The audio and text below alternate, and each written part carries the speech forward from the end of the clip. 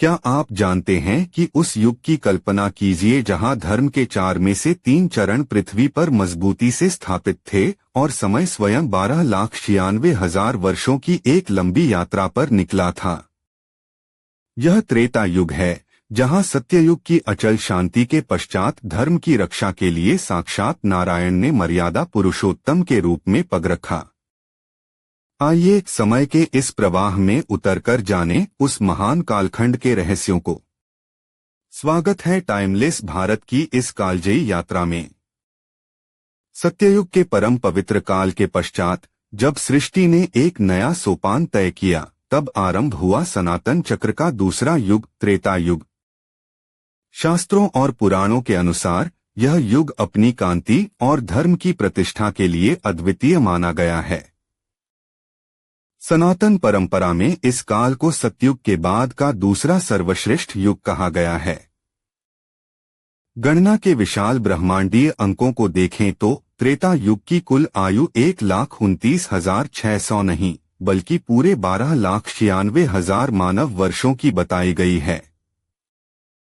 यदि इसे दिव्य वर्षों के पैमाने पर मापें तो यह 3,600 दिव्य वर्षों का कालखंड बनता है। इस विराट अवधि में धर्म के 4 चरणों में से 3 चरण पूरी तरह सक्रिय रहे, जबकि अधर्म का प्रभाव केवल 1/4 अंश तक ही सीमित था। यह वह काल था जब मनुष्य की चेतना उच्च कोटि की थी और यज्ञों की अग्नि से संपूर्ण वातावरण पवित्र रहता था। पुराणों की गाथाओं में त्रेता युग के वातावरण का वर्णन करते हुए ऋषिगण बताते हैं कि इस समय पृथ्वी पर संपूर्ण मानवता वेदों और सनातन नियमों के मार्ग पर चलती थी। धर्म अपने त्रिपाद यानी 3 स्तंभों पर अडिग खड़ा था। सत्य, तपा और करुणा समाज के मूल आधार हुआ करते थे। मनुष्यों की आयु लंबी होती थी और उनकी मानसिक शक्ति इतनी प्रखर थी कि वे जटिल अनुष्ठानों और मंत्रों के माध्यम से ब्रह्मांडीय शक्तियों से सीधे संवाद स्थापित कर सकते थे।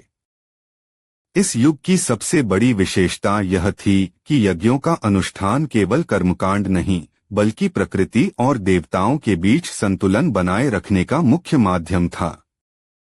त्रेता का अर्थ ही त्रिक यानी 3 से जुड़ा है, जो 3 वेदों ऋग्वेद, सामवेद और यजुर्वेद के प्रादुर्भाव और उनकी महिमा को भी दर्शाता है।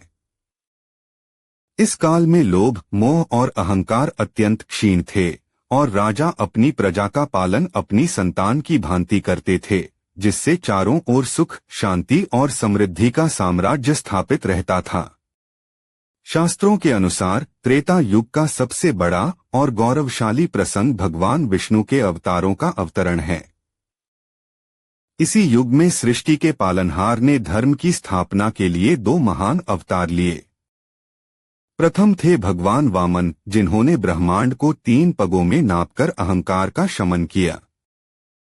और त्रेता के मध्य में अवतरित हुए भगवान परशुराम, जिन्होंने ब्राह्मण और क्षत्रिय के संतुलन को पुनर्स्थापित किया। किंतु इस युग की सबसे जनप्रिय और प्रेरणादायी गाथा मर्यादा पुरुषोत्तम भगवान श्री राम की है।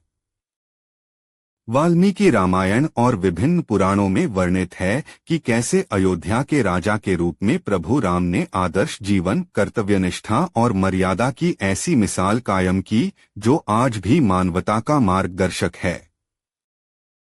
त्रेता युग में ही वह महायुद्ध हुआ जिसमें धर्म की विजय हुई और अधर्म के प्रतीक रावण का अंत हुआ। यह वह काल था जहां वचन की कीमत प्राणों से भी बढ़कर मानी जाती थी और एक आदर्श राज्य की परिकल्पना रामराज्य के रूप में वास्तविकता बनी।